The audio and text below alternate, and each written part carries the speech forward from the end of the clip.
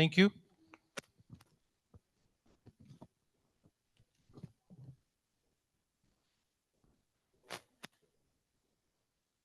So welcome again to another, today is our first lecture in our new season. We thank you all for coming out, being here today. If you have not taken care of membership dues, we have Angelo sitting in the back at the table with all the refreshments. We're going to have a question and answer session at the end of the presentation. So just jot down mentally any questions you might have, and we'll get to them. We'll try to get to them. And I'm going to introduce today's speaker. Dr. Voula Saridakis is head curator at the Griffin Museum of Science and Industry, overseeing the care of over 35,000 artifacts and developing exhibit content, including the recent Henry Crown Space Center. A historian of science and technology and NASA Solar System ambassador, she holds a PhD from Virginia Tech and has 19 years of college teaching experience in history and related fields. She has spoken at major conferences, appeared on the History Channel and Atlas Obscura, and has been featured in numerous media outlets such as the Chicago Tribune, Chicago Sun-Times, WBEZ Radio, Fox News, NBC, and ABC. So please join me in giving Dr. Saridakis a nice round of applause and welcoming her. Thank you. Floor is all yours. Thank you so much for the introduction, and thank you so much everyone for being here today and for the invitation to speak with you today. And I have to say, I live downtown Chicago, so I've not been this way before, and I have not seen the inside of the church, but I have seen images of it online, and it looks like a very beautiful church. And this is an incredibly large community facility. I'm so impressed by how large this community center is. So very excited, and thank you so much for being here and joining me for this talk. So the talk is entitled "A Eureka Moment in Time: The Wonder and Legacy of the Greek Intellectual Revolution." And that word Eureka, which probably all know is Greek and comes from Eureka, right, is going to play a little bit of a role during this talk when I get to Archimedes, when I talk about him. So next slide, please.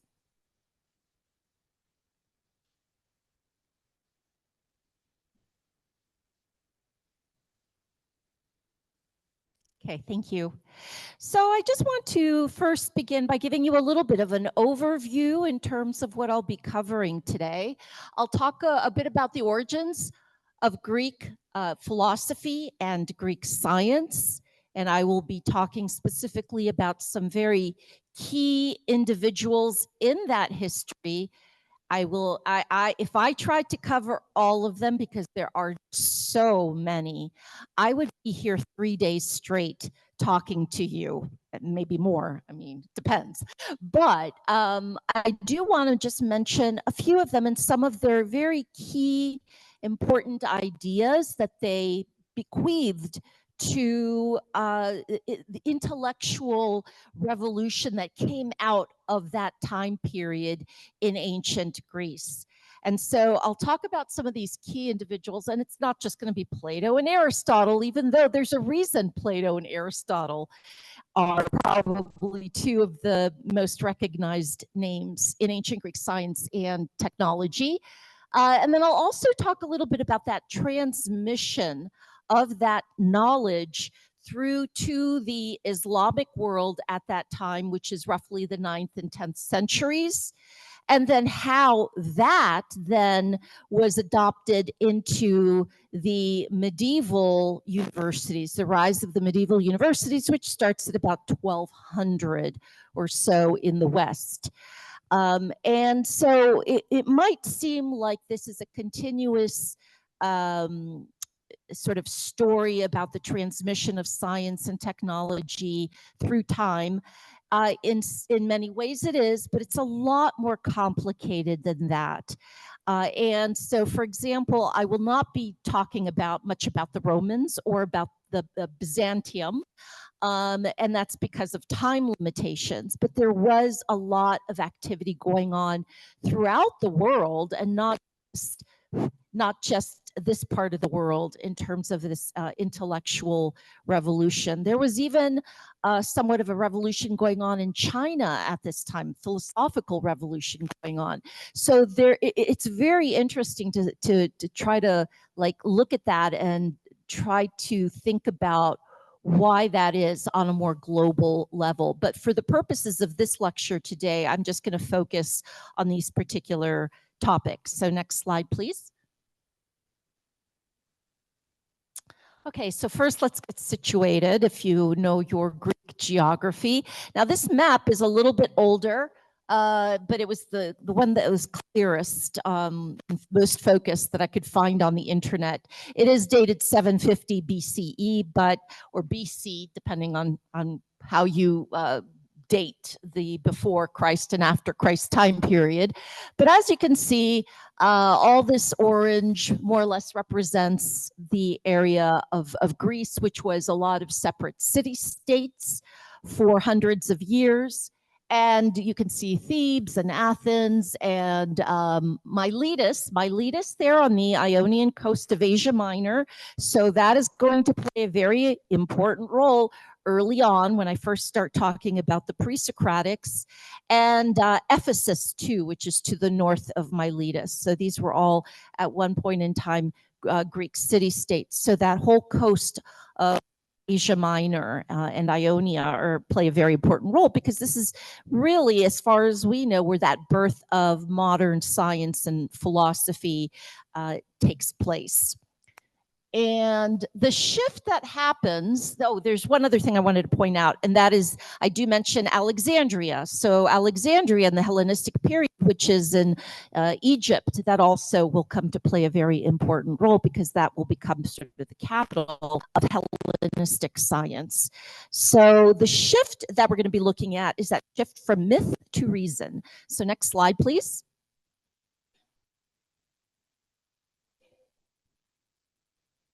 Okay, so, there's lots of different images you can find of Greek mythology with gods who are doing all sorts of things, like Zeus, who has a lightning bolt in his hand, and he's responsible for sending down lightning from the skies. Or, we think of other key figures in Greek mythology who are controlling the elements, creating storms, creating tsunamis. Poseidon, if you were thinking of Poseidon, Athena, Apollo, these are key gods of the Greek pantheon. In Greek mythology, there were all sorts of other lesser gods and goddesses and demigods, and just a rich sort of literature and historical tradition when it comes to Greek mythology. And I, like many of you, went to Greek school. I learned Greek, but also about all the Greek gods and goddesses and the roles that they played in all the incredible stories behind the mythology. But what begins to happen at a very interesting point in time, and this is roughly around 450 or so BC, is a shift in thinking with a group known as the pre-Socratics. And they're called the pre-Socratics because they come before Socrates. And we don't have any treatises, any direct writings from the pre-Socratics themselves. Most of what we know about the comes through fragments of what they argued or what they believed in through the work of later individuals like Plato, for instance. So we're dependent on others to tell us about who the pre-Socratics were. But what they managed to do and sort of kick this movement off is to take these ideas of mythology and then look at apply those to reason. So, in other words, they wanted to look at the world with fresh eyes and think to themselves, how can I explain what I see around me, but not through using the gods as an explanation? That nature is not controlled by these Greek gods as has been argued. Next slide. Okay, so there are many pre-Socratics, but who I have here are just the three, and those are Thales, Anaximander, and Heraclitus, just to give you sort of an idea of what some of them kind of believed.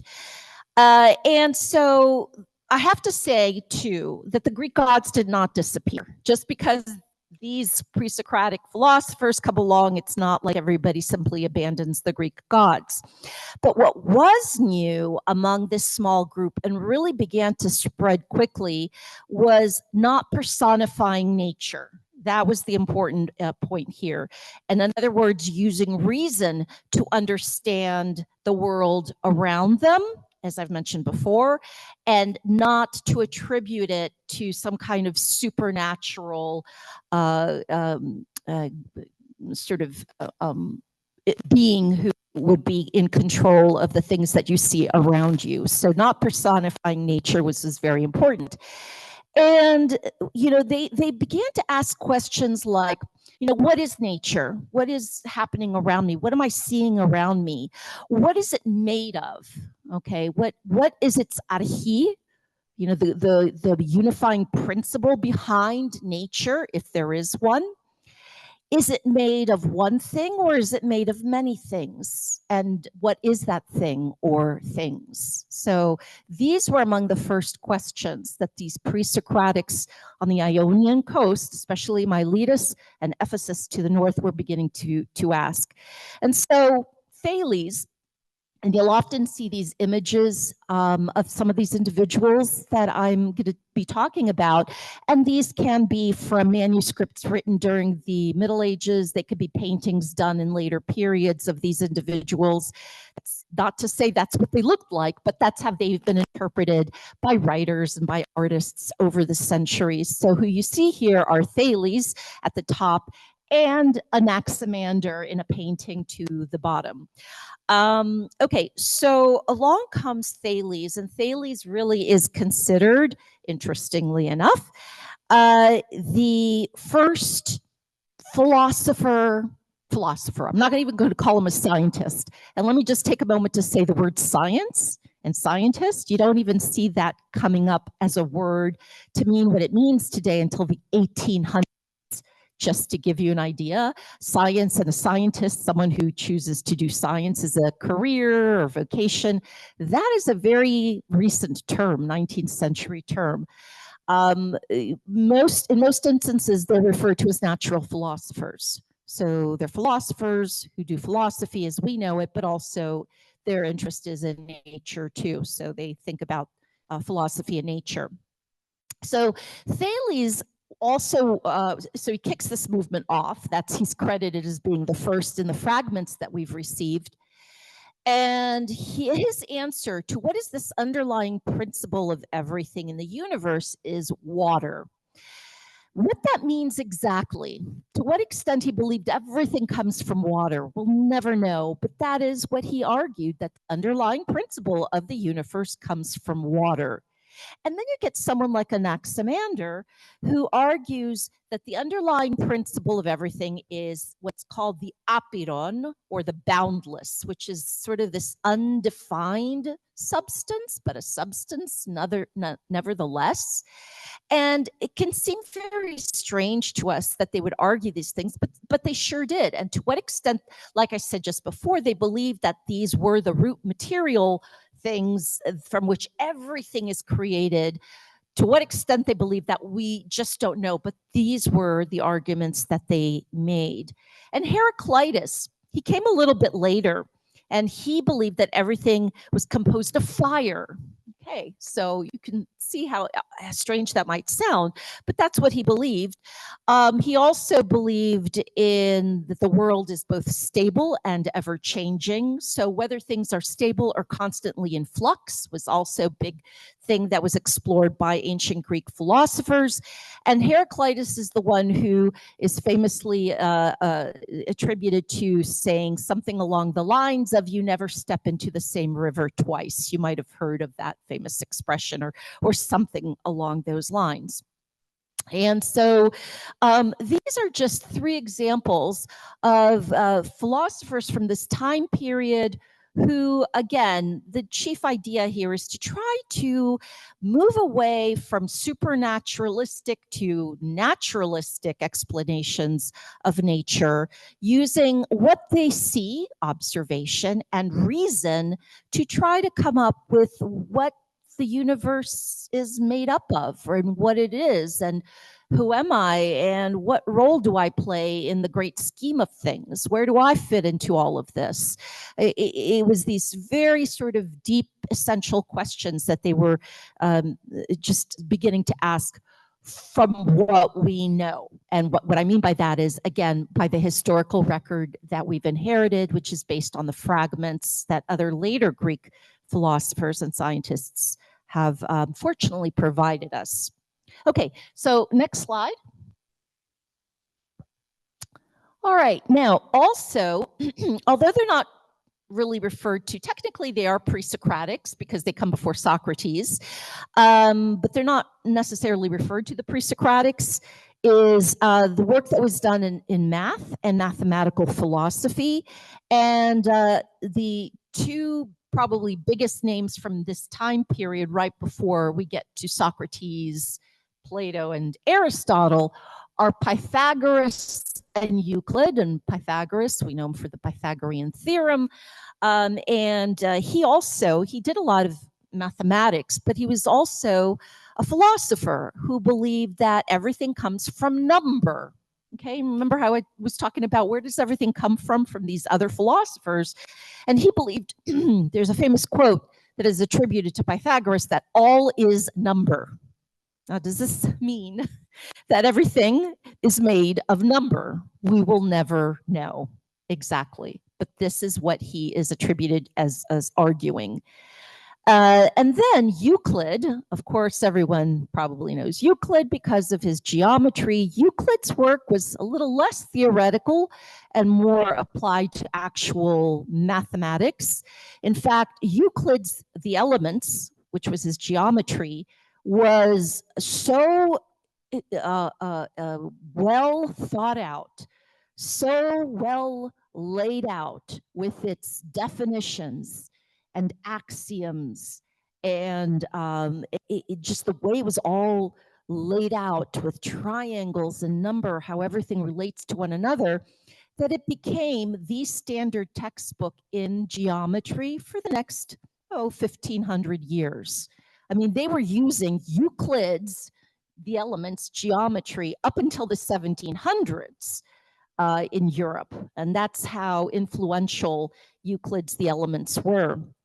But the other important thing about The Elements is because Euclid had laid everything out perfectly in terms of, definitions, postulates, axioms. Everything had been laid out so precisely that system, not so much the geometry part of it, but the system of laying everything out with definitions and axioms and postulates had a very lasting impact on logic and scientific method.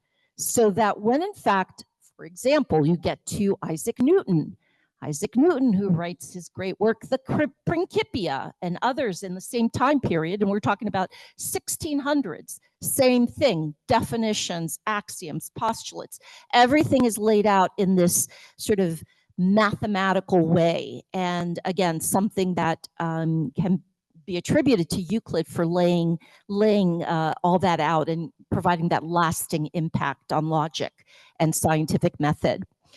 Okay, next slide. All right, so now we get to Plato. Notice I skipped over Socrates. It's not because I don't like Socrates, or it's the time limits more than anything. And Socrates, I must say too that sometimes people don't realize, but you have Socrates. Socrates' student is Plato. Plato's student is Aristotle. There's a direct lineage between all three philosophers. So there is that. I like to say, Socrates is kind of known for, this famous expression, know thyself. You've probably heard this.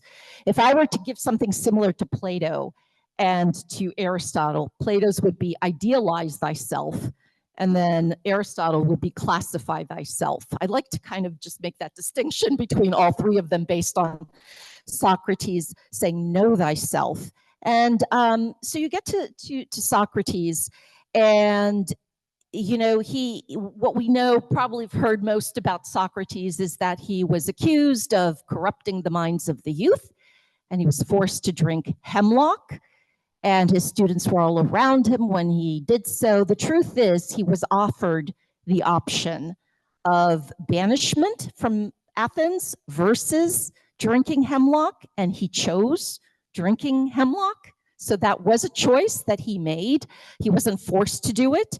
And he only missed it by one vote. And I forget the exact number of people who were voting. It would have been men, citizens, voting whether he was guilty or not. And I forget the exact number, but he only lost the vote by one vote. But it was banishment, or he chose to drink hemlock, which is not a very pleasant way to go, by the way. In any event, and so one of his students was Plato. And Plato and Aristotle, I cannot begin to describe to you how profound their influence has been over time, and especially into the Middle Ages and into the medieval universities that serve as the foundation for later universities up to and including the ones even today. So we have Plato, who really, you know, he wrote so many works. He had so many ideas about so many different things. And I really feel like I'm not doing much disservice. I'm doing a disservice to all of these individuals who I'm talking about today, but especially Plato and Aristotle, because I'm just going to be distilling things down to a couple of their very, very important ideas that do have a sort of a direct influence on medieval science and philosophy. And so for Plato, he wrote a very famous book called The Republic. And in The Republic, he talked about this allegory of the cave, an allegory using the cave. You might have heard of it, I'm sure. And you might also understand what it already is, but just to review, and you have this image up above, which is one of many images you can find on the web that represents the allegory of the cave. But Plato argued this. He said, pretend you have this cave deep underground, and in this cave that's very, very deep, far from, when you go as deep as you can, very far from the entrance to the cave, you have a group of prisoners. And these prisoners are tied down at the very back of the cave, and they're looking towards the back wall of their cave, the cave that they're in. They cannot, they're tied down, they cannot get up, they cannot move around, they cannot even move their heads. Their heads are tied down so that they cannot even move their heads to look behind them. All they can see is the wall of that cave in front of them, the very back of the cave. And let's just say that behind these prisoners is a wall, so they don't know or see what's going on behind that wall. And behind the wall, there are other individuals who are walking past with these little figures of birds or people or flowers or animals or whatever. And behind them is a light source, like a large fire.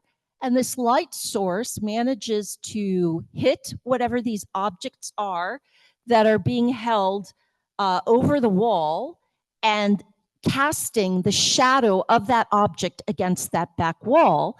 And then these individuals, these prisoners, cannot see behind them. They cannot see that there's someone behind them carrying this object. All they can see are the shadows on the wall. And so what Plato's allegory is all about is to say that the shadows represent the world of the senses. It represents what we see, hear, touch, taste, feel, our senses, right? And that in order to attain true knowledge, according to Plato, we need to climb out of that cave, climb out into what he calls the realm of knowledge. So, and as you can see, if you are a prisoner dependent on your senses and you cannot turn and move away and you are tied down, it is not an easy feat to do that. So that's the whole point behind the allegory. But if you are able to do that, and he provides all sorts of advice, philosophical advice on how one can do that, then you will emerge into that world of, or realm of true knowledge. And sort of connected to this allegory of the cave is another very important idea he had concerning the world of forms. And he believed that there are two realms out there. There is the realm of forms, and then there is the material realm. So two very different realms. And so what that means is that there is this realm of forms floating around out there, and there is a perfect form of table. There is a perfect form of apple. There is a perfect form of iPhone. Not that they had iPhones back then, but you get the idea. So you have all these material objects, but there's this perfect form of something that exists out there in the universe. And then there's the material realm, according to Plato. And the material realm is this crude stuff around us that we see and interact with and can touch. And again, you want to be able to move out of this realm, the material realm, and turn your inner eye and your mind to that realm of knowledge. And this is really the crux of Plato's philosophy. Now, you'll see there at the top left, sort of a little inset of Raphael's The School of Athens from the 16th century. And when you look at the bigger picture, it was in my title page, kind of in shadow, but you look at the very back of that painting and you see two figures. And these two figures are of Plato, who's on the left, and Aristotle, who is on the right. And as you can see, Plato, who is the older one, Plato has his finger up like this, as in to say, you don't look up. And Aristotle has his hand out like this, as in, no, it's here. It's what's here on earth that we must study. So with that, next slide. Okay, so now we get to Aristotle. And again, this is a distillation of the majority of his ideas. Aristotle, and let me just say, he wrote so many treatises. And unfortunately, I think it was about 150 treatises that he wrote, and only 30 or so have survived, which is very, very unfortunate. And that has to do mainly with the burning of the library, Great Library of Alexandria, which I'll get to in a moment.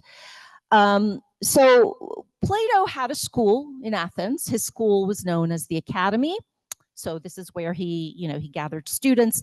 Aristotle was one of them, but Aristotle opened, if you will, his own school as well, called the Lyceum. And just to, again, figure out where we are chronologically, Aristotle was born roughly around 384 BCE, which I use as before Common Era, or BC before Christ. So Aristotle said, that's all well and good, Plato, but it's kind of, you're off. You're off because there are no ideal forms, according to Aristotle. And instead, it's a matter of traits that exist in the object itself. There is no real world of forms, but the traits that exist within objects themselves. In fact, he would argue that you can never separate form from matter. That's Aristotle. You can never separate form from matter. And if we are to understand things in nature, like it shows on that middle diagram, those apples, it kind of gives you a better idea of, Aristotle versus Plato, that in order to study these, nature around us, we have to study these things. And take it one step further, Aristotle believed you need to classify these things. So he did write a lot about a lot of things, but a lot of his treatises, he wrote about zoology, he wrote about biology, he looked at organisms and animals in nature, and he studied organisms in animals in nature, and he classified many of these things that he was observing in nature, which is why I was saying before, classify thyself. So Aristotle is known for that. He's also known for something else called, or referred to as, natural motion and the geometry of the universe. So this wasn't something new to Aristotle. A lot of the Greek philosophers had already argued that the world is made up of four substances: earth, air, water, fire. Okay, those were your four basic. So we had kind of moved along from the pre-Socratics who said everything comes from fire. No, everything comes from water. Everything comes from the boundless. So earth, air, water, and fire. And what Aristotle came up with in his cosmology that became very, very influential in the medieval world was this sort of a theory of the universe. It was geocentric, although that wasn't anything new. A lot of other Greek philosophers believed that Earth was the center of everything. But Aristotle took it one step further, and he said the reason that Earth is at the center of everything is because everything tends towards Earth. Earth is the heaviest of the four elements that I mentioned. So everything, that's why you throw something up in the air and it's going to fall down. It's because everything tends towards Earth, towards the middle of Earth. And let me tell you, they did not believe the world was flat back then. They in most cases, I think, knew that the world was round, mainly through the work of someone known as Eratosthenes, who actually used geometry to measure the circumference of the Earth using geometry. So after that, then you get fire, and fire, is on the ground, but it kind of, you light a fire and you see the flames kind of going up. So that's the next heaviest, excuse me, I skipped water. Then you have water, and then you have fire, and then you have air. And so air is this like lightest of the four elements, and it's sort of rarefied, and it's floating up out there. And moving beyond the Earth, you have the spheres of the moon, and then the planets, Mercury, Venus. Then you have the sun. You could see that in the diagram here. Mars, Jupiter, Saturn, the sphere of the fixed stars, and then you have the sphere of the prime mover. And this is something that comes from Aristotle. And another word that has been used to discuss what's out there beyond the moon, the sublunar region, something known as ether. And this idea of the existence of an ether beyond the orbit of a moon is something, again, that stays with us, not even until the 1700s, but more into the 1800s, when people believed that there was this ether in space. It was before we traveled to space and were able to study it. But that idea of an ether, it wasn't until experiments in physics in the 1800s were done to prove that there is no such thing as an ether.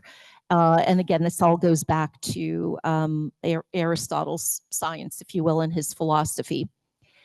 Okay, so the other thing I wanted to mention about his cosmology, because this is also really important, is that you can see these perfect uniform circles, right? We're not talking about ellipses or orbits around the sun or anything like that, but perfect uniform circles, concentric circles. And there were other Greek philosophers who actually also believed this. No one believed in ellipses. You don't see ellipses until you get to Kepler in the 1600s, and so it takes a while. But that was the other important part of his cosmology. Okay, next slide.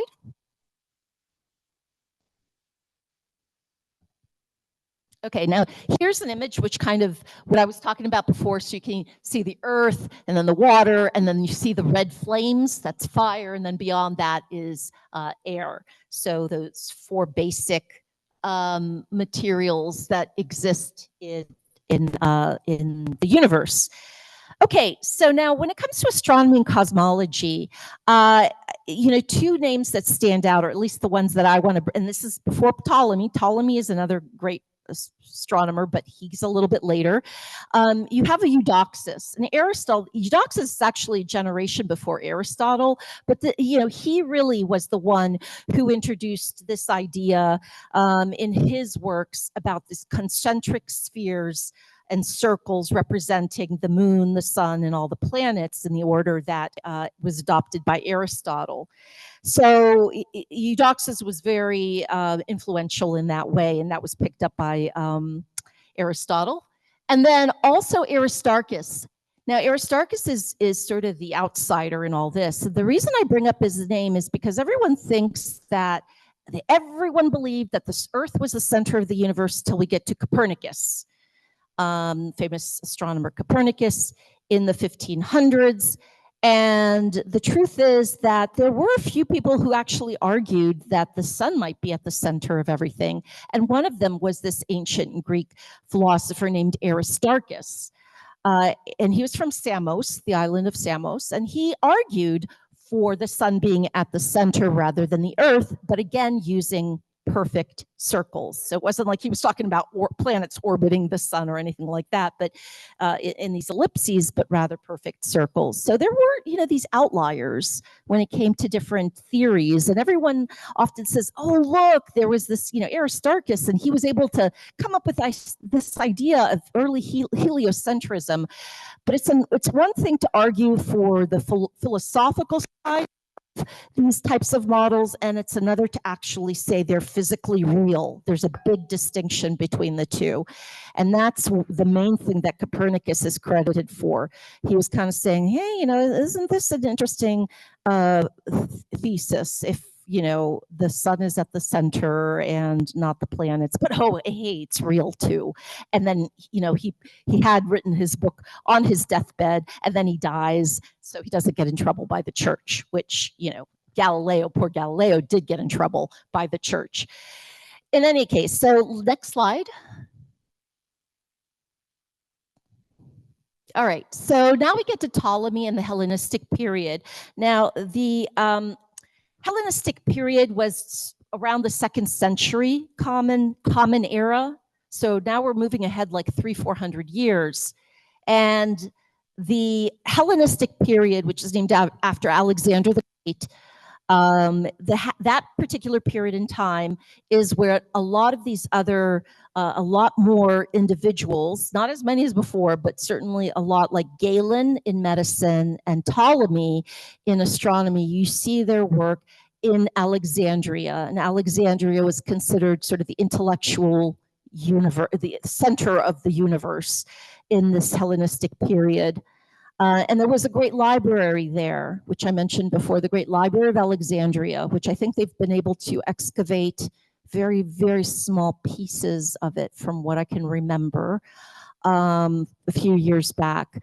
The church, or excuse me, not the church, the library was eventually burned down. I don't know the exact date when that would have happened, but roughly after this, at the end of this Hellenistic period, burned down. And unfortunately, when it was burned down, the thousands upon thousands of ancient scrolls that were inside were burned along with it. And it was only it was a smattering of things, individuals who ran inside the library and were able to gather as many of the books and scrolls as they could and run outside with them. That prevented everything from burning, and how we know a lot about, as much as we do, about ancient Greek science and philosophy.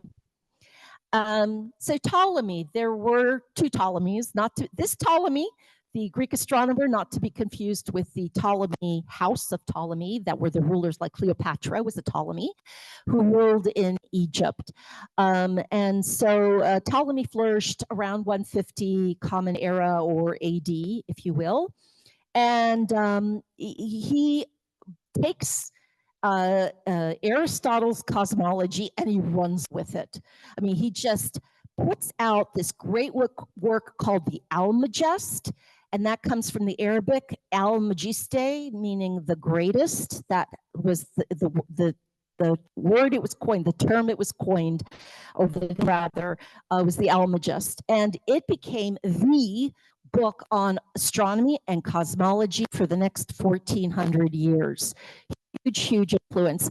And so what he managed to do is not only lay out the philosophy of everything, but also the mathematics of it. using circles, geometry, and mathematics, he's able to say why it is that the sun travels around its sphere like that, and how it is that Jupiter travels like this. How does Mars travel like this? And why does Mars appear to go backwards and have retrograde motion? It doesn't really go backwards. It just looks that way. And he's able to do this using circles and geometry to explain why that is. And a very famous word or phrase is coined that he used called saving the phenomena. And so that's what he argued he was doing and that others should do, is you see things, your senses are telling you one thing. Oh, it looks like Mars is traveling backwards before it goes forwards again. Well, now we know it's because the Earth overtakes the orbit of Mars because we're closer to the sun. But according to him, again, he wanted to explain that using mathematics and these circles of his. So this is just such a profound influence on astronomy and cosmology for the next 1400 years or so. So next slide, please.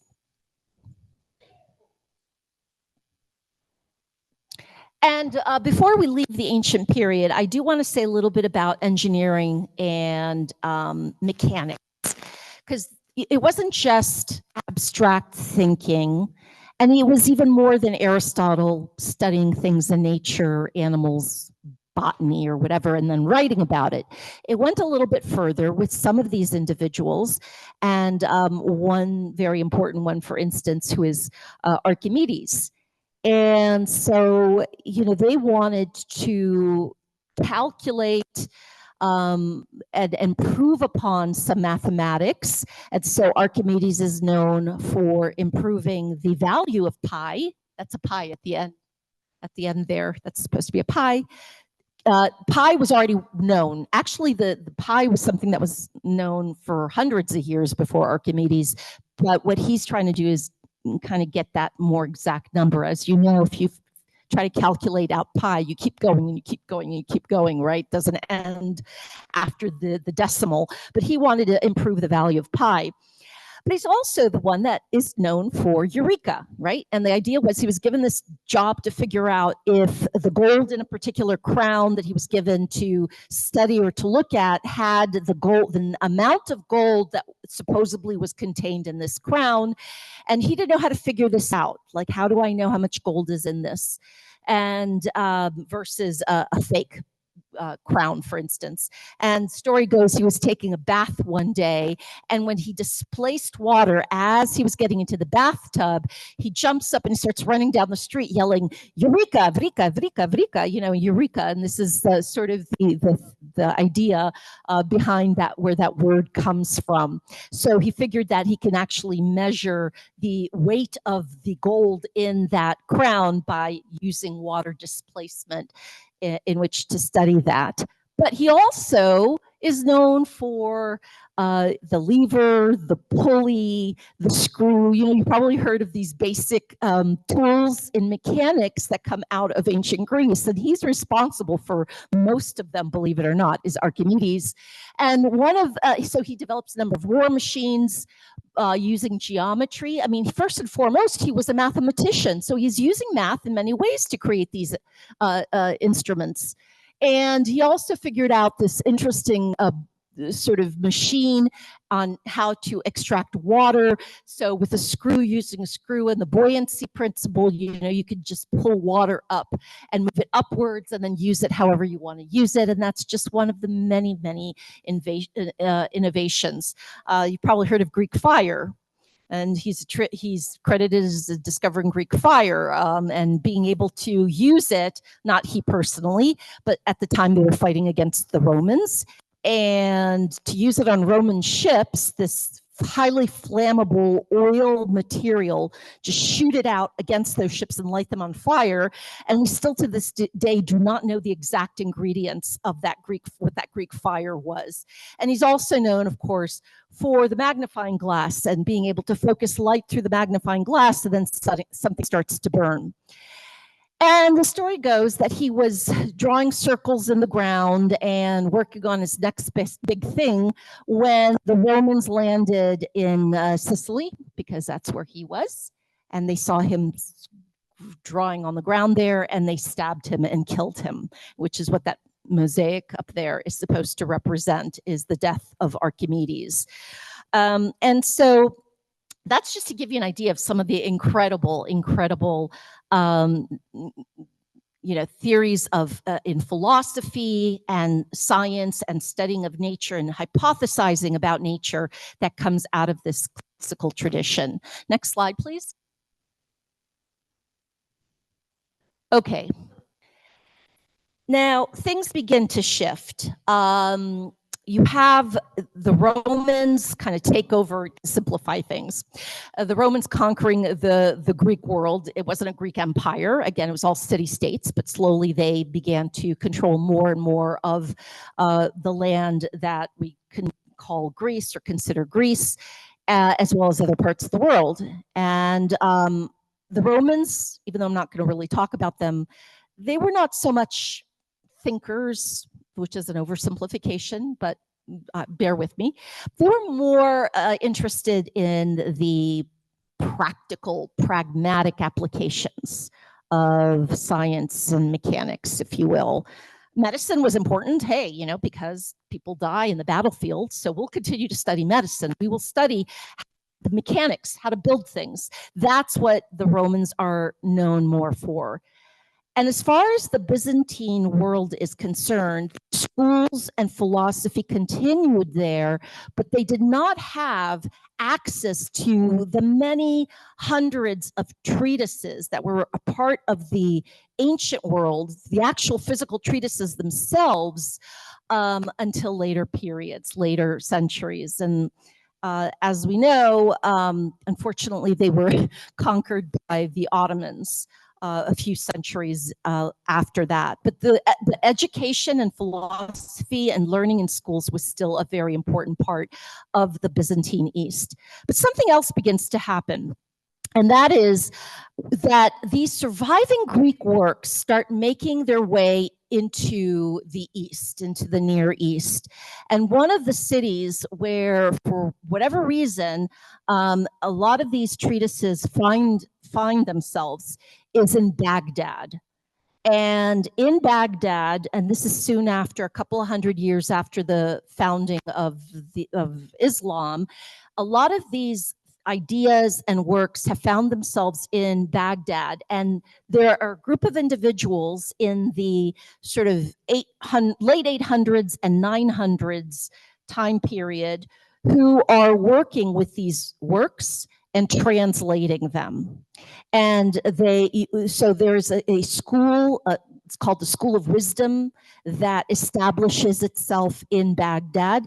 And it becomes all of a sudden taking these texts and translating them from the Greek into the Arabic. It becomes a widespread movement of the transmission of learning and then the translation of learning. So the Arabic world, in other words, is known for much of that transmission and translation movement of what comes out of the Greek world. And it doesn't happen overnight. I mean, it sounds like it does with the way I'm saying it, but it actually took several hundred years. Okay, right? You know, I leave you with Ptolemy in about 150 Common Era, and now all of a sudden we're in 900 AD, right? So we're talking about a large period of time, lots of other things going on, of course, before this happens. But beginning around 1000 or so, 1000, AD, most of the Greek works have been translated into Arabic. The entire corpus almost of the Greeks that had survived the burning of the Library of Alexandria had been translated into Arabic. And the center of it all was in the East. It was in Baghdad, but it was in also some other areas, including a couple of larger cities in present-day Uzbekistan. And then what begins to happen too is as you get movements of Muslims into Spain in later periods, they also are bringing these works with them to southern Spain.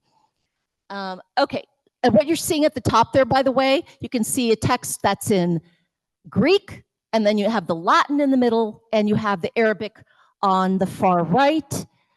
Did they come up with new innovative ideas? In some cases, yes. So, they did in some cases extend the work of the Greeks. They extended, say, work in medicine. They extended some of the work in astronomy. They commented a lot on the Greek works, and you often see these Greek texts that have Arabic in the margins, and then you see Arabic texts that are translations of the Greeks with more Arabic text comments in the margins. So there was a lot of this, trying to argue back and forth about what it is that they were reading about and translating. Next slide. And so, this individual, by the way, that's Alhazen. So he's not mentioned by name here, but Alhazen is one of these important individuals who did a lot of studying of the eye. And you can see that's his text right there with that image of the eye. So he's also one of these individuals, even though I didn't really list him up there. But these Islamic scholars, especially in southern Spain, are really picking things up and translating these treatises and trying to understand more about the world around them, but also translating these works. And so Al-Kindi, for instance, who's the first individual mentioned there, Al-Kindi's in Baghdad, and he is very instrumental in translating works. In fact, Al-Kindi is often considered the father of Arabic philosophy. He's one of the first in the 9th century to start doing these translations. And so the question is, did he speak Greek? He picked up a lot of the language, but he did have help. So often a lot of these Arabic philosophers picked up a lot of the language, but would have translators helping them with the texts. And then you have other individuals like Avicenna, and Avicenna, or Ibn Sina would have been his name in Arabic, and as well as Averroes, who also in the 11th and 12th centuries in Toledo in Spain had this huge translation movement going on, and not only translating texts, but commenting on them. And in fact, Averroes, who's in Spain in the 12th century, he has become known as the great commentator, because he probably more than any other of these great scholars in this part of the world is looking at all of Aristotle's texts and commenting on them. Okay, so next slide. Okay, so as I said, translation and transmission of knowledge is what the Arabic world in different parts of the world, as this part of the world sort of expanded. You have the majority by about 1150, 1180, late 1100s.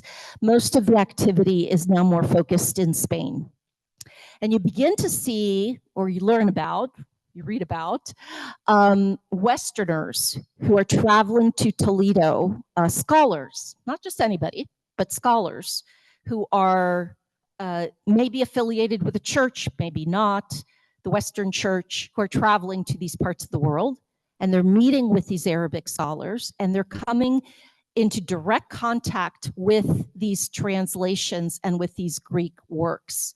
This main corpus of Greek works, not an isolated work by Aristotle or Plato here and there that you might find in another part of the world, but now the entire corpus of Greek works. And there was one individual by the name of Gerard of Cremona. That's supposed to be a miniature, medieval miniature of him, not that it's supposed to really be him, but it's in one of his works. So people have often used it to represent Gerard of Cremona. And he was from Italy originally. Travels to Toledo, and you can see in this map here, Toledo is somewhere right in the middle of Spain there. But there were other cities where a lot of this work was being done and translations were being done. And he learns Arabic, and he spends the rest of his life there translating these Arabic texts into Latin. And that was huge. And he winds up translating about 80 treatises, 80 Arabic that had been already translated from Greek into Latin. And then are other visitors who come, Westerners, who come, they cross the Pyrenees, and they come into Toledo, and they work with Gerard of Cremona. They get their hands on these translations into Latin. They don't know Arabic, but now they've been translated into Latin. And they put those books on their horses or their donkeys or whatever, and they cross back over the Pyrenees and into France. And that's where we see this transmission of ancient Greek texts into the European West. Next slide, please. And then, right around 1200, actually in Italy, in Bologna, it started in about 1150, the University of Bologna, founding of this medical school in Bologna, because in Italy they knew a lot about medicine, and that was their one strength was medicine. But it didn't get a charter. It didn't have a charter until later. So the University of Paris, which did get a charter in 1200, likes to call itself the first ever university of Europe. So you see the founding of the University of Paris in 1200. Very soon thereafter, you get Cambridge and Oxford, and then eventually all these other universities start cropping up elsewhere throughout Europe. But at a university, and the whole idea behind a university is to teach students, what are you going to teach them? And because so many of Aristotle and Plato's works, but especially Aristotle's works, had survived, that is one of the reasons why they study Aristotle. You wonder, oh, was it Aristotle who, made the most sense out of all philosophers? Yes and no. I mean, yes, he did. It was very influential, but because he had written so many works and because they had survived. Plato, a lot of his works survived too. Plato was a little bit difficult to reconcile with the Christian church, though, because of his philosophy. Things were a little trickier when it came to trying to assimilate the pagan philosophers with Christianity in this time period. And France, the University of Paris, was staunchly religious and very, very Catholic, and very, very, anything that would contradict scripture was a big no-no. And so there had to be ways to assimilate the two. They weren't saying, let's get rid of science. They weren't saying, let's get rid of philosophy. What they were saying is science or philosophy is the handmaiden to theology. And that's an important term there. It's the handmaiden. It serves, but they are not equals. They cannot be considered equal. And that was an important part of scholasticism and the rise of the universities. And scholasticism is the form of learning in the universities. It was philosophical, it was theological, it was a huge movement inside the universities, all based on this blending of Aristotle and Christian thought. But again, theology trumps Aristotle when needed, in terms of the start of the world and New Testament or Old Testament and all of that. So within the universities, they were combining theology, they were combining philosophy and logic, and they came up with the 7 liberal arts. So this is where you begin to see the rise of the liberal arts based on these works that had traveled over the Pyrenees, mostly based on the works of Aristotle. You had what's known as the trivium, the 3 studies of logic, grammar, and rhetoric, and then the quadrivium, which was arithmetic, music, musical theory, geometry, and astronomy, all more or less derived from Aristotle with a healthy dose of Plato mixed in, but not dominating. And again, having gone through the Christian filter. And that's the kind of education you see these students having in the medieval universities early on. And then in the 13th century, in the 1200s, you get another important, very important figure who is Thomas Aquinas. And he was an Italian Dominican priest. And he was probably the foremost scholastic thinker who really sort of set the stage for what's to come the next couple hundred years. And he believed, he was a true believer in synthesizing Aristotle with principles found in Christianity. But again, science is the handmaiden to religion. And even, he believed that, and he embraced that, as did many others in that time period and following thereafter. Okay, so next slide. Okay, so in talking about this living legacy, a living legacy is something where you see continuity, where you see ideas they might evolve, but there isn't any sudden break from certain ideas into other ideas. And so what begins to happen there is in the medieval world, with the rise of these universities, that medieval world eventually becomes the world of the Renaissance, the rebirth that happens about 450 or so, if you really want to put a date to it, 1450 starting in Italy. And things begin to change in the Renaissance. Just to sort of start summing things up, you had that scholasticism in the Middle Ages, and no one for the longest time was really challenging anything that the Greeks were saying in their works. Even Aristotle, who had argued that a dog had 3 chambers in his heart. And why is that? Because they would, I hate to say it, but they would asphyxiate dogs to study, then cut them into them and to study them. What happens if you do that to an animal? The 4 chambers collapse. 2 of the chambers collapse into 1. So it looks like that animal has 3 chambers. No one was looking at a dog in all these centuries saying, hey, maybe Aristotle's wrong.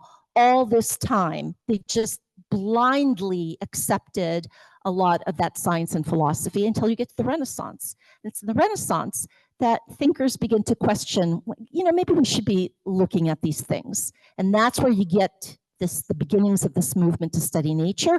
And it's also the beginnings of a more serious movement in alchemy, if you've ever heard of alchemy. I mean, it was during this time period. Let's start mixing things together. It's like the beginnings of chemistry to see if we can create gold. That's where a lot of this mystical work was done. And then after the Renaissance you move into the historical period known as the scientific revolution. And a lot of historians say, hey, this was a big break from the past. You get Galileo, you get Isaac Newton, you get Copernicus, you get Kepler, all these great thinkers who moved us more towards real science.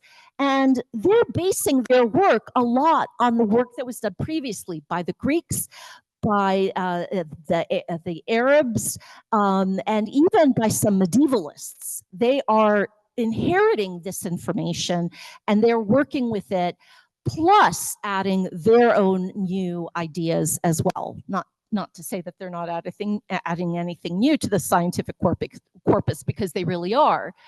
But the scientific revolution, I mean, this is where you see the microscope, the development of the telescope, the barometer, all these common instruments used in science. And then the scientific revolution, which was most of the 1600s, then you get to about early 1700s, and you move into this period known as Enlightenment.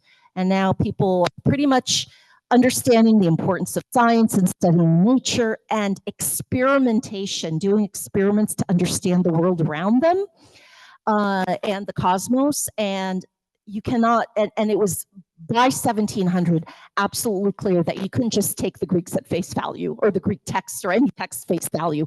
You couldn't take any of them at face value.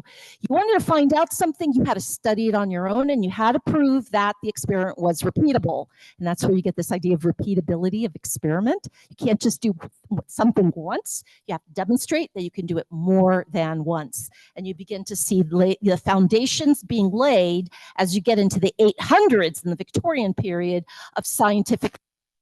What does it mean to be a scientist? Well, it means you have to do X, Y, and Z to prove a hypothesis, right? And so this is what you begin to see more and more of. But it's amazing to see how much Greek thought and philosophy not only contributed to the tools that we have been using all these centuries and continue to use today, but also the content, right? Thinking maybe some of it was wrong if we use our modern day standards, right? So, okay, the plants don't travel in perfect circles, they travel in ellipses, but this love of studying nature, trying to understand the world through natural explanations is really what has helped shape intellectual thought and philosophy today. So that's it. Thank you so much. Next slide. And by the way, so here's another, just a piece of that School of Athens painting that I was mentioning, although this time labeled with who's who. Some of these have been, individuals have been identified. And you can see, in fact, Aristotle and Plato way in the back there, and a few others I've mentioned, a few others I have not mentioned. But you can see it's like a who's who of ancient Greek scientists and philosophers, including, though, you could see Averroes. He's top left is where his name is. And you can see a little arrow pointing down to him. So at least one of them was included as well, the famous commentator. So next slide.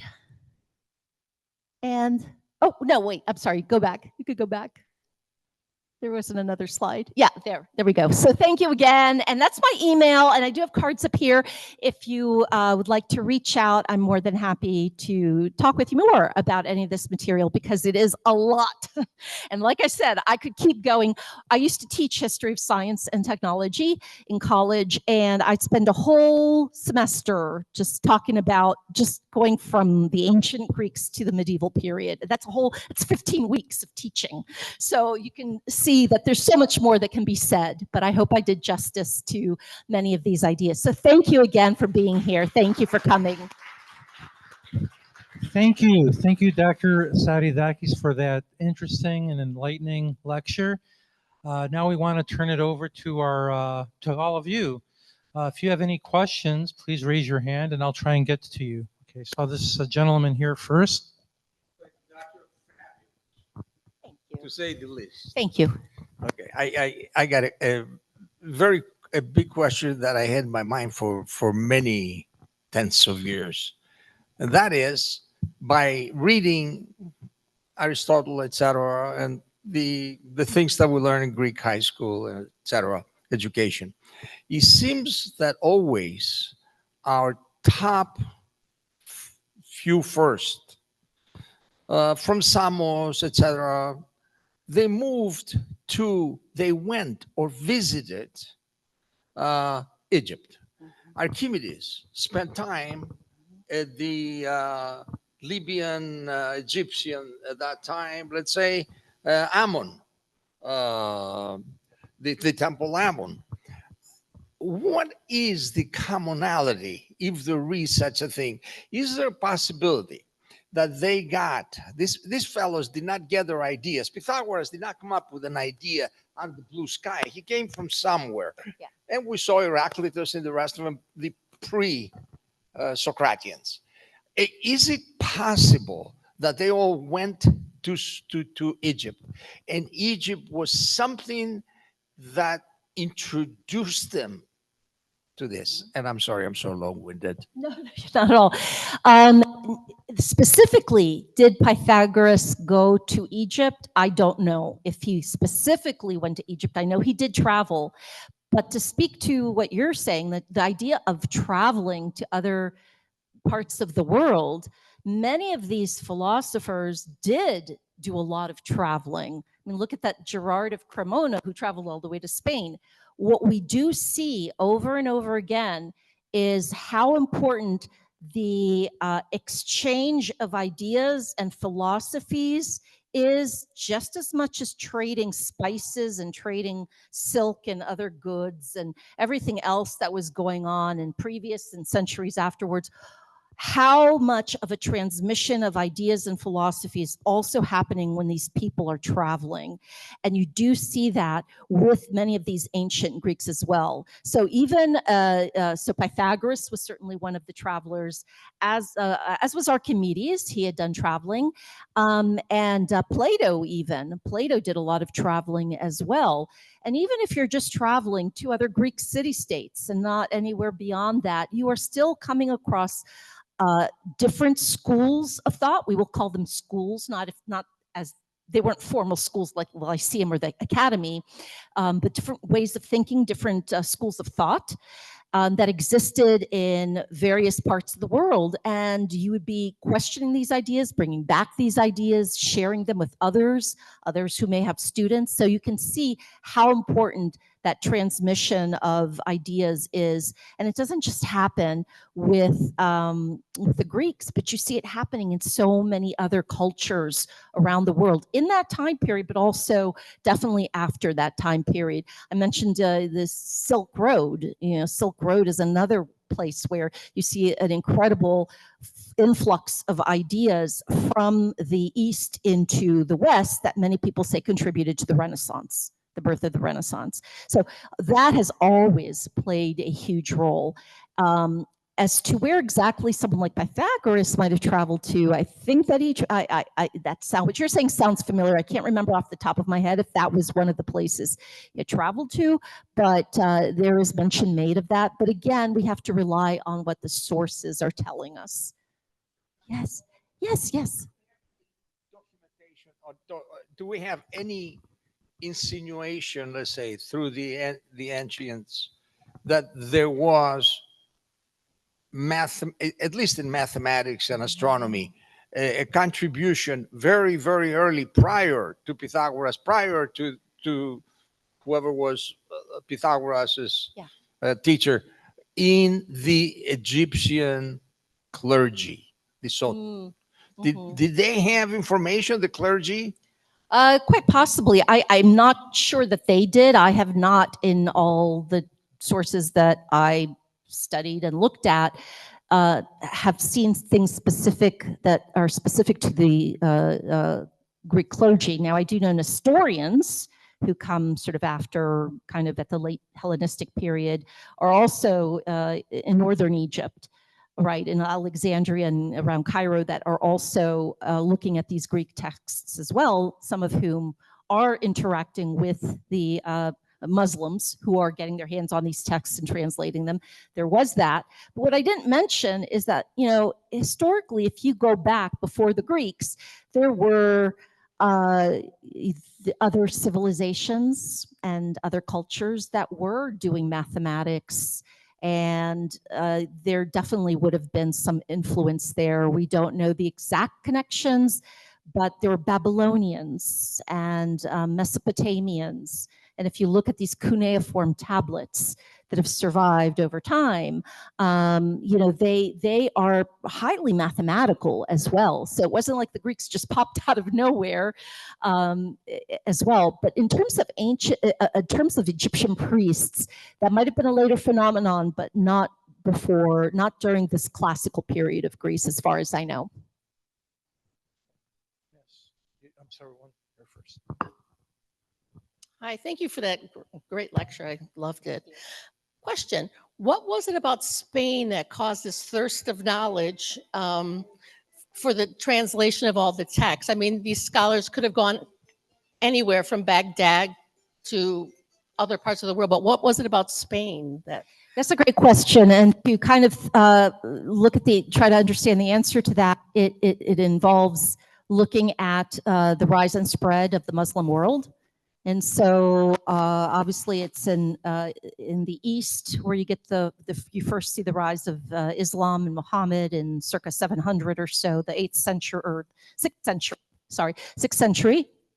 And then you begin to see, if you look at the spread or try to understand the spread of the Muslim world, after that it starts to spread in that part of the world in the East, and it keeps spreading further and further west, and primarily in northern Africa and southern Spain, all around the Mediterranean. And that's because, the Mediterranean was your main waterway. This is how you get goods and peoples and all sorts of things traveling, easiest than overland. And so that's just a matter of how the Muslim world spread, and the Moors, who are those Muslims in southern Spain, and they spend the next several hundred years in southern Spain. There was, at one point in time, at the height of everybody getting along in southern Spain, there were Christians, there were Muslims, and there were Jews.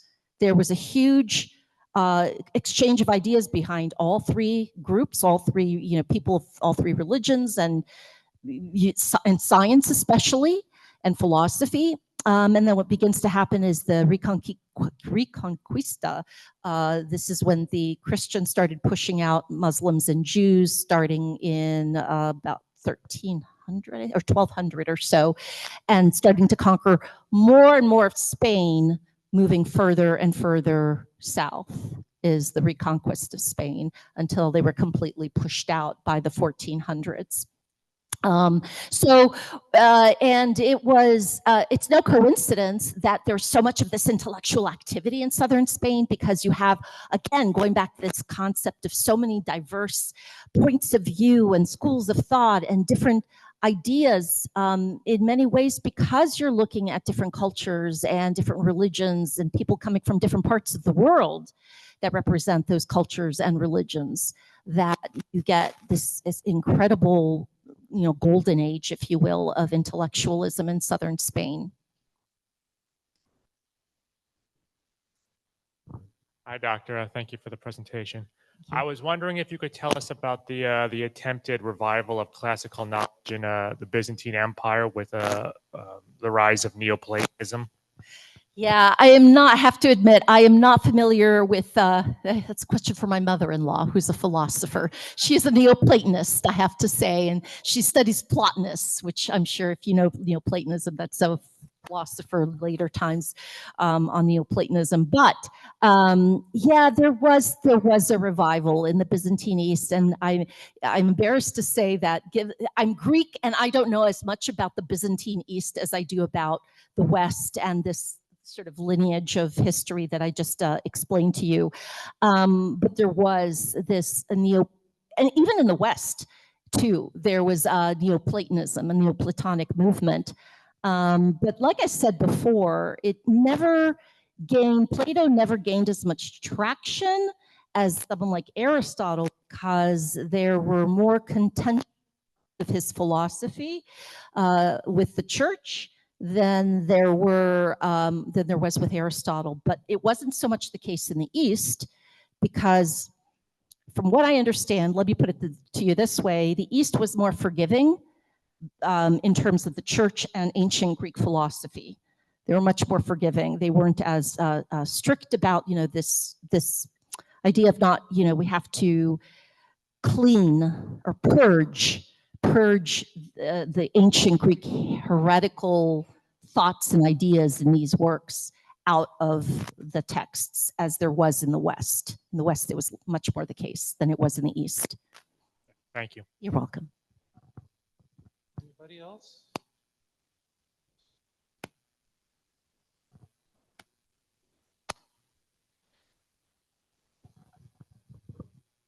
Thank you, Dr. Saridakis, for a very enlightening lecture. I was wondering, one of the last slide you had Hypatia in there. And Yes. When you talked about Alexandria, when it burned down, all of the world's knowledge was not present in one spot in the ancient world. I'm sure that there were other places. Oh, no, there wasn't. That was the main, yeah. Could you speak a little bit about what caused the decline of this rational thought of the Greeks after the classic, the Hellenistic period? Yeah, that's a great question. Has anyone ever seen the movie Agora? That came out with Rachel Weisz, and she plays Hypatia in this movie. It came out about 10 years ago, I think. I'm not sure, but yes, I'm glad that you saw that image. There was one woman in that school of Athens, and that was Hypatia. Hypatia is known for being a philosopher in her own right, and attending. What we know, there's what we know and what we don't know. And what we do know is that she was a philosopher who also had some thoughts that were recorded about cosmology and about philosophy, reflecting on some other philosophers that had come before her. And we also know for a fact that she was martyred, in the sense she's considered the first scientific martyr before even you get to Giordano Bruno, who's burned at the stake, and Galileo, if you want to include him, for being placed under house arrest, because she would not sort of renounce her scientific, if you will, or philosophical points of view when the church kind of came through Alexandria right around the tail end of this Hellenistic period. That's what we know. She was martyred. She was killed in a very terrible, cruel way, in fact, more or less stoned to death. And so she is considered the first martyr. And, oftentimes people will say, look at her, because she's like the first woman philosopher that we know of by name. But we do know that there were women in the schools with Plato and Aristotle, that there were women. They're mentioned, but not by name in some of these fragments that I've been talking about. So it wasn't like, and they would come as students, but they attended, they might be present, and that they're mentioned in these fragments. But Hypatia, so much has been talked about her because she was killed for her scientific and philosophical beliefs, and we know that for sure, but not much of that philosophy has survived, if you will.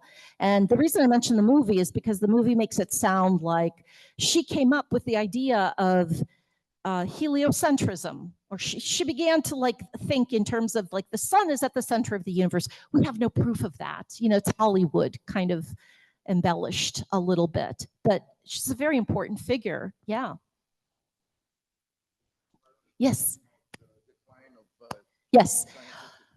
Right. So the decline of thought is kind of tied to the decline of many things in that time period, a lot of which has to do with the invasion of many of these tribes, Gothic tribes, the Visigoths, in the Western world, not so much the East. The East, by comparison, the East was pretty strong. When I say East, I'm talking about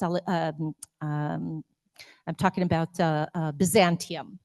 So the Byzantine Empire was very strong in comparison for a lot longer, and really didn't fall until you get down to the, later in the Crusades, when they kind of fall the first time to the West, embarrassingly, to these knights who come during one of the Crusades in 1204, and then eventually to the Ottoman Turks. But the East stood strong. But unfortunately, over in the West, in the 300s, 400s, 500s, you're beginning to see the decline more and more of the Roman Empire. And there have been a lot of reasons attributed to why the Roman Empire declines. And one of the biggest ones is because of the invasion of all these Germanic tribes.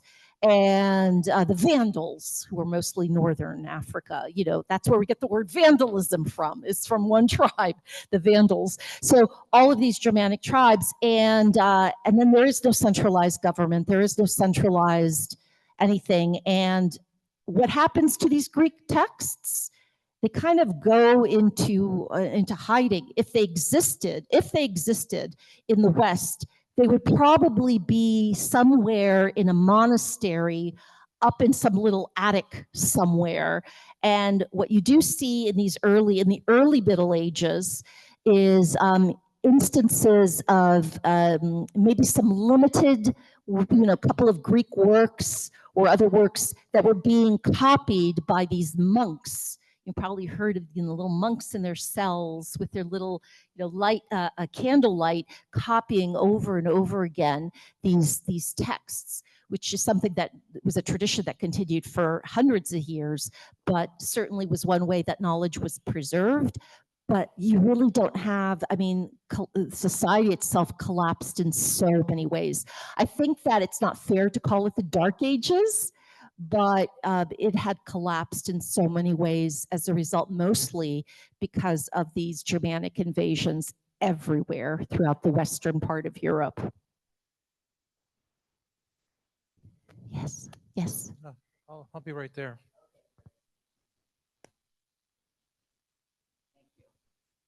Okay. Thank you. You've been wonderful. Thank you. Very succinct and very right to the point. I read the Old Testament a lot, and the Babylonians conquered the Jews in 587 BC, and they took them. They destroyed Jerusalem. So they lasted for 70 years. Okay.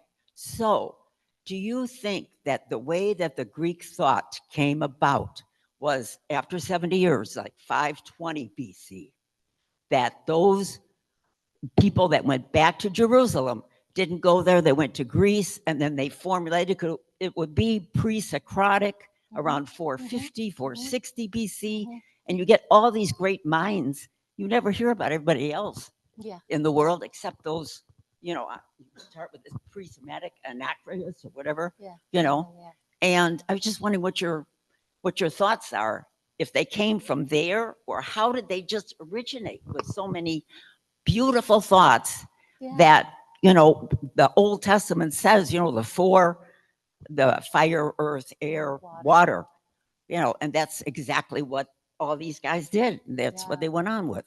Yeah, it's quite possible. So what do I think is based on the historical evidence that I have read and I have studied. And while there are many scholars who argue that, again, coming back to this idea of the exchange of ideas between civilizations, and you can't just put everyone in buckets, right? That there could have been, there may have been, but there's no smoking gun, so to speak. There's no direct evidence or names even that would help us understand where that exact transmission of knowledge would have taken place, when it took place, and how it took place, unfortunately. We can't take credit. The Greeks can't take credit for being geniuses. Well, they take credit for being geniuses in moving away from mythology and trying to understand the natural world. So yes, they do take credit for that. Whether they were influenced by anybody else or not is a little bit more nebulous. Yeah, you're welcome. We have a two-parter that came in from Costa, who's following on the live stream. What motivated these ancient Greeks to become philosophers and scientists? And also, were they in contact with philosophers and scientists in India and China? Yeah, that's a really great question. As far as I know, they did not have any, if at all, contact with India or China. And as I mentioned earlier at the beginning of the lecture, there were other philosophy schools and enlightenment and trying to understand the world around you. These kinds of questions that were being asked in other parts of the world. There's no doubt about that. We do know that. But in terms of actual evidence that demonstrates contact with India and China, there is none that I am aware of. Direct, again, evidence that this happened. Doesn't mean it didn't happen, but we don't know with the historical record that we've been bequeathed whether this happened or not. And if it happened, it would have been very, very limited, because just from what we know of the way, the other civilizations moved and how they, when Greeks, for instance, started moving into India and other parts of that part of the world, was more towards that Hellenistic period. So certainly the Hellenistic period, you do see this amazing exchange of ideas, and we know that there was cross-cultural contact. Before that, though, in the classical world, there is nothing, as far as we know, that demonstrates that there was this kind of contact, if that makes sense. Okay, and the first part was and about... I should say they knew about people living in other parts of the world like that, but we're talking about influence on philosophy and science. So, Right. yeah. And I think you touched a little bit in your previous answer about Greeks taking credit for moving beyond mythology, but I think that that's kind of related to the first part of this question about what motivated the Greeks Mhm. to become philosophers and scientists. Was it this just deep thirst for knowledge? Yeah, well, I can tell you it wasn't that they said one day they woke up and said, hey, you know, I'm no longer believe in Zeus. I rather want to, it doesn't happen necessarily overnight. It may seem like that, but not really. I mean, it really what it is just a handful of individuals. And again, we can't exactly know why, but all of a sudden this handful of individuals in Miletus, which was sort of a crossroads in the east, right? It wasn't Athens, it was Miletus, it was the Ionian coast. So you have to imagine there is some kind of maybe cultural exchange of ideas, but we just don't know what that would have been because we don't read about it. But it was in this part of the world that we have this handful of individuals who all of a sudden, and really it might just take only one to ask again, what is the world around me? How can I explain the world around me? What is it made of? Why does it exist? Is it one thing or is it many things? And these pre-Socratics, again, it was unfortunately with fragments that we learn more about them. But one thing we do know about these pre-Socratics early on is that they were materialists and they were monists. Materialists meaning they believed that it was a material in which the whole universe, everything was made of. That's why they were materialists. And monists because they believed that that material was one thing. These early pre-Socratic philosophers. It was either the boundless or fire or water, for instance. So, and again, it's a very curious thing. When I was training, you know, and learning about history of science, I am not one of those that believes things happen like it's not cut and dry. It's not like one day everything just changes. It takes time. And, you know, if we had more evidence in the historical record to help us understand that transition, it would be a lot easier to figure out why they began thinking this way. But we only have clues or theories about why that happened. And like I said, it has a lot to do with the location and just one or two individuals starting to question this kind of the world around them, and all of a sudden it begins to spread into schools of thought. All right, I have one question that came in before the lecture by Savas Kokçoglu, our former president, who couldn't be with us here today. And I think you did mention the Romans. So his question is, was Roman engineering and medicine based heavily on Greek engineering and medicine? And also, were there other Greeks besides Galen and Apollodorus of Damascus who were prominent like them in the Roman world? Yeah, so, you know, the running joke with, not to put down the Romans, but, you know, the Romans, they did, like I said before, they had to know about medicine because there were a lot of wars and battles waged by the Romans. And if there's one thing that everybody found useful is the study of medicine, regardless of who you were. And I didn't mention Hippocrates, but he's another important individual in Greek medicine, and then Galen after him. Mechanics, same thing. The Romans are known for their engineering and their mechanics because, again, it served a very practical purpose. What did they learn in their schools? It was kind of more encyclopedic kind of knowledge that students would have learned in their Roman schools and with teachers sort of growing up under scholars. Partake more towards these more practical applications of science and technology because they had to build forts. They had to build, you know, when they were spreading out and creating the Roman Empire, they had to know how to build roads. All roads lead to Rome. And if there's one thing, here's the joke part, but if there's one thing that they're credited with doing that the Greeks did not have is the arch, is the arch. But they did, and you know, we see it. They did copy the Greek gods, even became Roman gods with Roman names, and did copy a lot of that classical tradition out of the Greeks absorbed it into their culture as well. And what was the second part of the question? Were there other Greeks besides Galen and Apollodorus of Damascus who were prominent like them in the Roman world?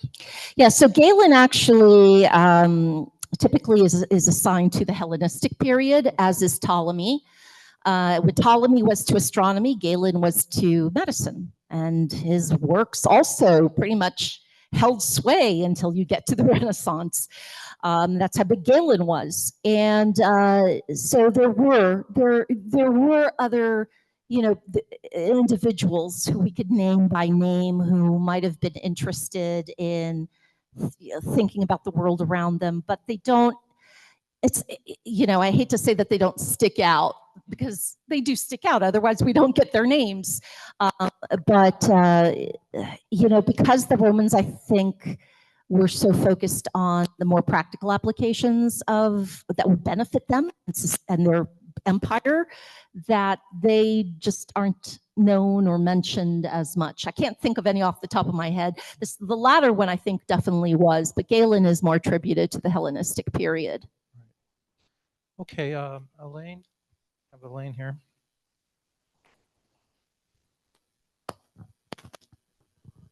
I was wondering about the early philosophers or the pre-Socratic. What was the general public or the government, their attitude toward these new theories instead of the mythology of the past? Yeah, as I said before, just because they show up, use that word phrase, doesn't mean that the Greek gods went away. It certainly did not. The Greek gods never went away, and then they become Roman gods, right? So that was always there. But unfortunately, we only have like I said before, the fragments of their philosophies, and that's all we have. And the fragments don't tell us what the reactions by the public were.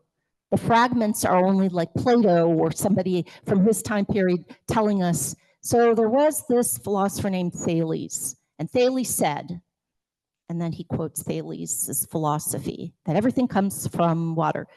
We don't have anything more than that. I mean, these truly are, I remember studying the pre-Socratics in college, and it's this big book, and you go through it, and it's just little paragraphs here, snippet here and a snippet there. Thales this, Parmenides that, Anaxagoras this, that, or the other, and it's just, we just don't know much beyond even the small smattering of ideas that they presented. But, it was something that took off among the learned scholars and others enough that they continued to ask these questions. They continued to ask, what are these materials made out of? Is there something out there that I can't see, or is everything that I need to know something that I can't see? All these questions about the world around them just more or less start from what we know from those pre-Socratics. So Thales is often attributed as the first. Yeah.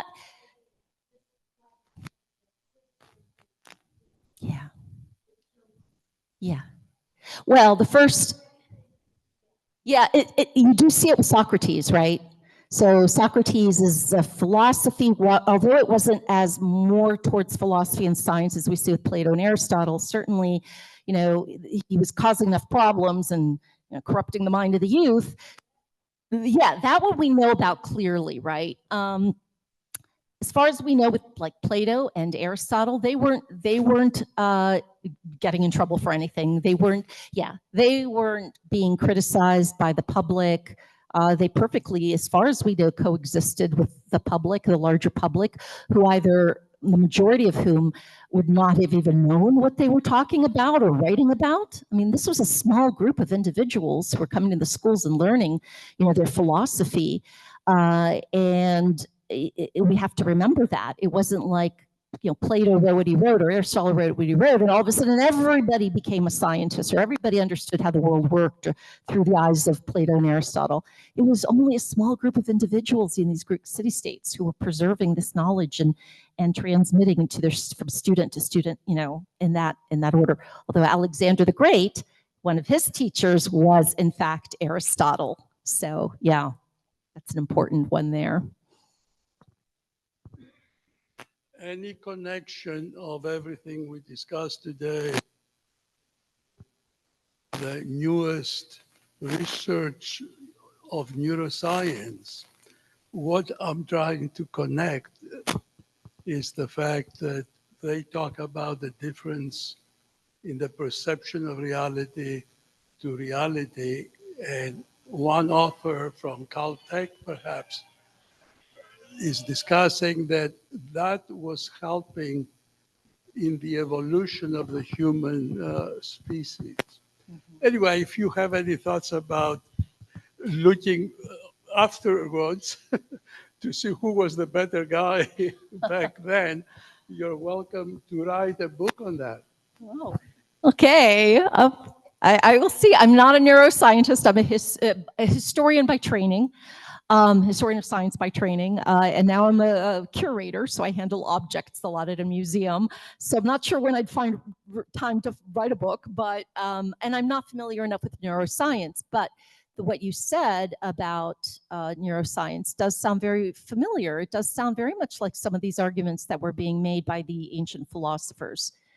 I mean, a lot of things today are based on this idea of what is it that we know and what we don't know and what we can understand through our senses. And I think that all, again, stems to this legacy of through ancient Greece, which when I say that, I mean predominantly, but not exclusively through the ancient Greeks. Okay, any last questions before? Oh, okay, one more question. Yeah, I know that you said at the beginning that you're kind of skipping over the Byzantine period because of question of time. But we've been told by other lecturers here, or at least one other lecturer, that with the fall of the Byzantine Empire, a lot of the philosophers at the time from Constantinople left the Ottoman Empire and went west toward Italy and other places where they contributed to the Renaissance. Could you speak a little bit about that?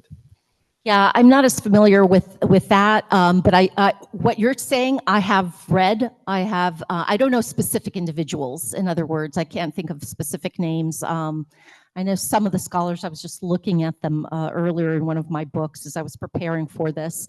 But with the fall of Constantinople, yes, there were a number who left and went west. And again, if this happened right around the time of the birth of the Renaissance, I have no doubt that there would have been connections between them. I just don't know of the concrete connections, but I have heard this argument made by scholars, you know, and so I know that it happened. We know that it happened, but just can't recall any exact details. Yeah, which again is a testament again to this cross-cultural exchange of ideas and how important it is. And we often think of trade of objects and goods and services as being the only thing that gets traded, but there is the trade of knowledge and philosophy and ideas that happens as well. All right, before we formally end and I let you all go, I just wanted to make a brief announcement about our next event. Our next lecture will take place on Sunday, November 16th. We present Professor Konstantin Psimopoulos of Harvard University in a lecture titled In Quest of Evdaimonia, I hope I said that right, in the Age of AI, Perspectives from Theological Bioethics, Science, and Medicine. The event will take place at the 4 Points by Sheridan Hotel. I'm sure many of you know where that is. We've had events there in the past. 10249 West Irving Park Road at Schiller Park, Illinois, southeast corner of Irving Park in Manheim. Admission is free. This lecture is going to be supported by the Hellenic Foundation. So again, everybody, thanks for coming out. And one last round of applause for the wonderful lecture by Dr. Saridakis. Thank you for coming again. Thank you. Have a good night.